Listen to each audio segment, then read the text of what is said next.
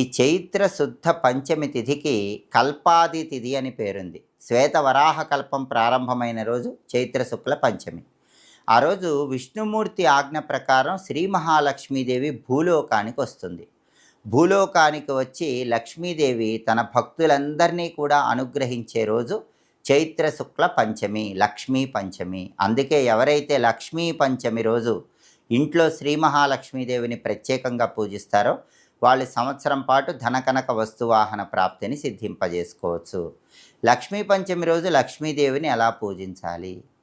ప్రధానంగా వైవస్వత మన్వంతరం నడుస్తోంది కాబట్టి ఈ మన్వంతరంలో లక్ష్మీదేవి ఏనుగులు తొండంతో నీళ్లు తీసుకుని అభిషేకిస్తున్న రూపంలో పుట్టింది కాబట్టి లక్ష్మీ పంచమి రోజు అందరూ కూడా గజలక్ష్మీదేవి చిత్రపటానికి పూజ చేయండి. అంటే ఏనుగులు తొండంతో నీళ్లు తీసుకుని అభిషేకం చేస్తున్నటువంటి లక్ష్మీదేవి చిత్రపటాన్ని